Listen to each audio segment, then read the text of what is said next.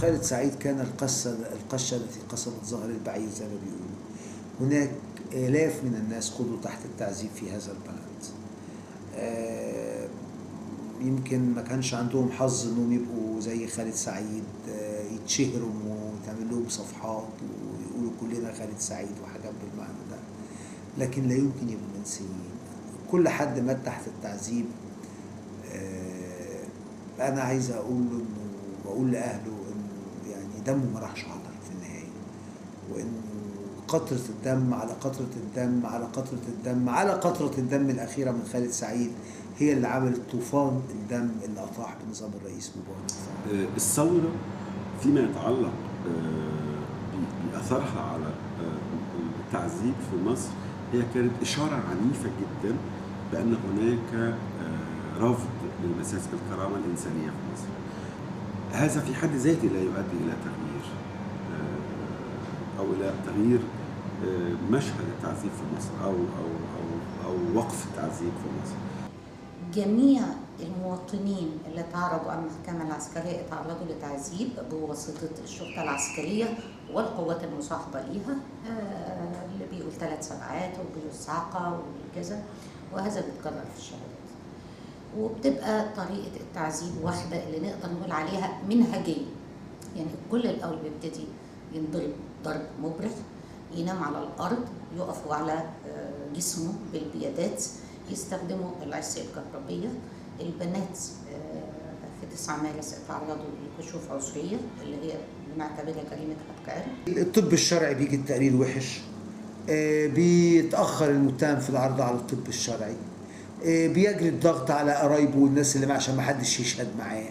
زي ما قلت لك الاسم متحول إلى أوضة سوداء لا أحد يعرف ماذا يدور في داخله، فطبعا ده بيخلي الراجل مقطوع عن العالم.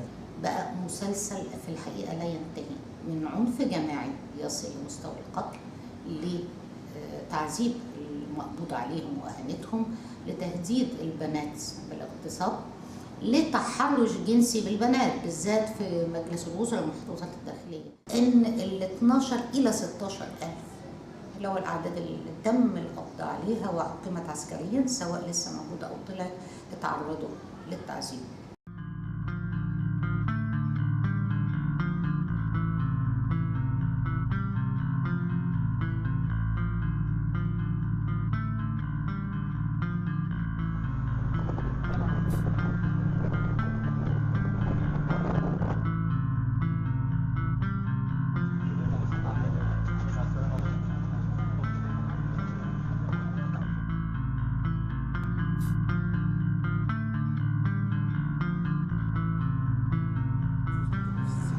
وبالتالي يجب أن يتم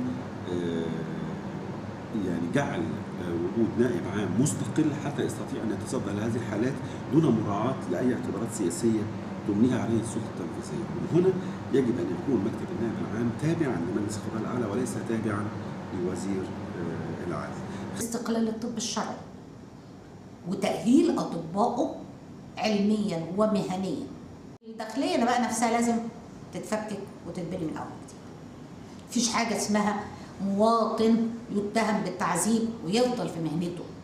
كلما قللنا من تحويل الإقسام إلى معسكرات زي معسكرات الجيش وفتحناها للناس، كل ما قلت هذه العملية. وبالتالي ليه استمر التعذيب بعد الثورة؟ هتستمر بعد الثورة هيستمر إلى أن نستطيع أن نغير نظرة المجتمع إلى المتهم من إنه مدان إلى أنه مجرد متهم لابد أن نحتفظ له بحقوقه حتى يتم الحكم عليه، وحتى بعد الحكم عليه يتعين ألا نهينه وألا نؤذيه، يجب تنفيذ الحكم.